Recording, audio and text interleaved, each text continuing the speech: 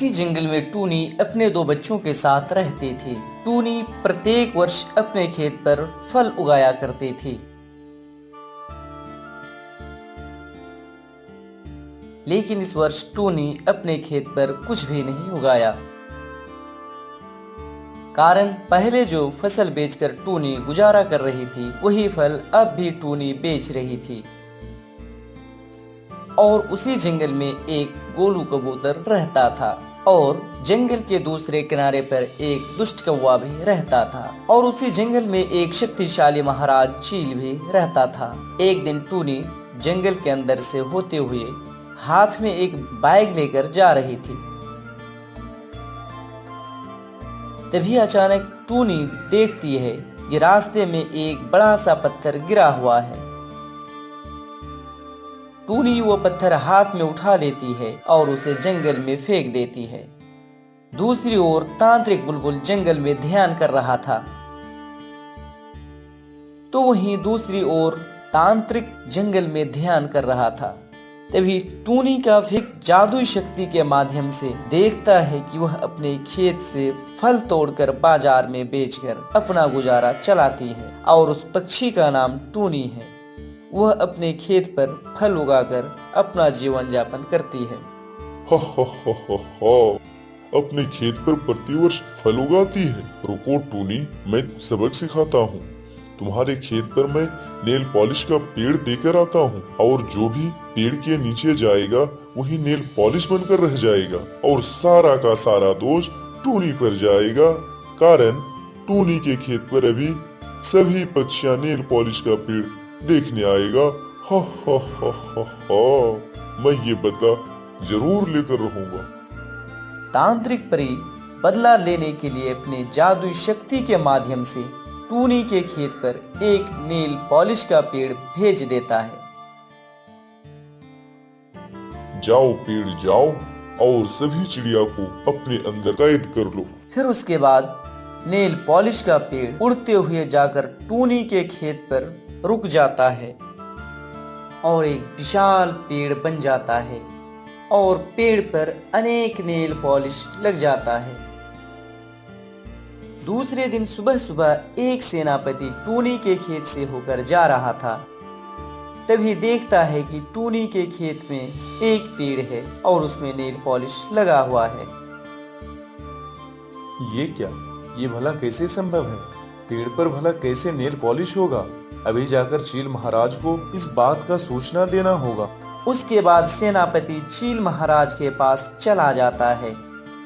सेनापति सारी बातें महाराज के सामने रखता है, तो महाराज सुनने के बाद ये कहता है, तुम ये क्या बोल रहे हो सेनापति? जी महाराज, मैं तो आते हुए देखा कि टोनी के खेत पर एक नेल पॉलिश का पेड़ लगा हुआ है। सेनापति? जी महाराज। मोंटू, तुम जाओ और जाकर ये देख कर आओ कि टोनी के खेत में नेल पॉलिश का पेड़ है या नहीं और ये पलटू सेनापति सही बोल रहा है कि नहीं। ठीक है महाराज। उसके बाद मोंटू सेनापति टूनी के खेत की ओर रवाना हो जाता है और जाकर देखता है कि सच में टूनी के खेत में एक नेल पॉलिश का पेड़ है और असल में ये तो नेल पॉलिश का ही पेड़ है। लेकिन ये भला कैसे संभव हुआ? मोंटू सेनापति के ऐसा बोलते ही पेड़ से जादुई शक्ति निकलकर सेनापति मोंटू को एक नेल पॉलिश का पेड़ बना देता है और वह पेड़ पर लटक जाता है। कुछ देर के बाद दुष्ट कौवा चलते चलते टूनी के खेत में देखता है कि एक नेल पॉलिश का पेड़ लगा हुआ है और उसमें अनेकों नेल पॉलिश लगा हुआ है। अरे ये क्या? टोनी के खेत में भला नेल पॉलिश का पेड़ कैसे हुआ? कल ही तो मैं देखा था कि टोनी के खेत में कोई पेड़ नहीं था, लेकिन भला नेल पॉलिश का पेड़ कैसे आ गया? और पेड़ पर भला नेल पॉलिश होता है क्या? दुष्ट कौवा के ऐसा बोलते ही पेड़ से जादुई शक्ति निकलकर दुष्ट कौवा को भी नेल पॉलिश बना देता है। इधर सुबह होते ही महाराज चील देखता है कि सेनापति मोंटू नहीं है। ये क्या? अभी तक सेनापति मोंटू वापस लौट कर नहीं आया है। उसको तो टोनी के खेत में भेजा था। बहुत समय बीत गया लेकिन अभी तक नहीं आया। नहीं, मुझे जाकर देखना चाहिए कि आखिर मोंटू सेनापति कहाँ है और ये भी देखकर आता हूँ कि असल में टोनी के खेत में नेल पॉलिश का पेड़ भी हुआ है या नहीं, या ऐसे ही हर कोई बोल रहा है। ऐसा बोलकर महाराज चील अकेले ही मोंटू को खोजने और टूनी के खेत में नेल पॉलिश का पेड़ देखने चला जाता है। महाराज चील टूनी के खेत पर पहुंचकर दंग रह जाते हैं और ये विचार और विमर्श करने लगते हैं। पेड़ पर भला नेल पॉलिश कैसे हुआ है? अरे सच में तो टूनी के खेत में नेल पॉलिश का पेड़ उगा है, लेकिन ये भला कैसे हुआ ये तो मैं नहीं समझ पाया।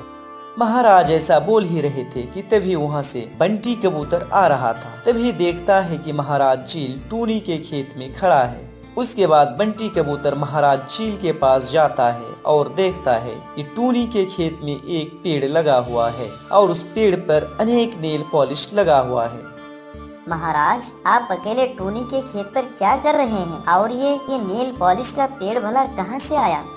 अरे बंटी कबूतर, ये मैं भी नहीं जानता हूँ। मैं तो पहले सेनापति का कहना भी नहीं माना, इसलिए मैं खुद ही देखने आ गया। महाराज के ऐसा बोलते ही पेड़ अपनी जादुई शक्ति के माध्यम से महाराज और बंटी कबूतर को नेल पॉलिश बना देता है और पेड़ पर दोनों लटक जाता है। और इधर सभी सेनापति हैरान और परेशान हो जाते हैं कि अभी तक महाराज क्यों नहीं आया। इसलिए सभी सेनापति महाराज की तलाश में निकल जाता है। पूरा जंगल खोज लिया, फिर भी महाराज नहीं मिले। सारे सेनापति टूनी के खेत पर चला जाता है। टूनी के खेत पर पहुंचकर देखता है कि नेल पॉलिश का पेड़ तो है, लेकिन महाराज नहीं है। उसके बाद सभी सेनापति वापस राजभवन पहुंच जाता है। महाराज ना मिलने पर एक सेनापति बोलता है, हाय हाय, महाराज टोनी के खेत पर गया और वापस राजभवन लौटकर नहीं आया। महाराज अभी कहाँ होंगे? मुझे अभी टोनी के खेत पर जाना चाहिए। कहीं महाराज टोनी के घर तो नहीं गए? तुम सब यहीं पर रुको, मैं अभी टोनी के घर से होकर आता हूँ। ऐसा बोलकर पलटू सेनापति टूनी के घर की ओर चला जाता है। टूनी के घर पर पहुंचकर बोलता है, टोनी, ओ टोनी, महाराज कहाँ है? महाराज कहाँ है? मतलब वो तो अपने घर पर होंगे। नहीं टोनी, महाराज तुम्हारे खेत का नेल पॉलिश वाला पेड़ देखने आया हुआ था और वापस घर नहीं गए और वो ढूंढकर कहीं नहीं मिले। हम सब ढूंढ ढूंढ कर परेशान हो गए। या क्या बोल रहे हैं सेनापति मोंटू? मेरे खेत पर भला नेल पॉलिश का पेड़ कब हुआ? इस वर्ष तो मैं अपने खेत पर कुछ भी नहीं किया। टोनी, तुम झूठ क्यों बोल रही हो? तुम्हारे खेत में नेल पॉलिश का पेड़ है। या आप क्या बोल रहे हैं सेनापति? चलो तो देखकर आते हैं। उसके बाद टूनी और सेनापति पलटू टूनी के खेत पर जाता है और देखता है कि सच में टूनी के खेत में एक नेल पॉलिश का पेड़ है और उस पेड़ पर अनेक नेल पॉलिश भी है।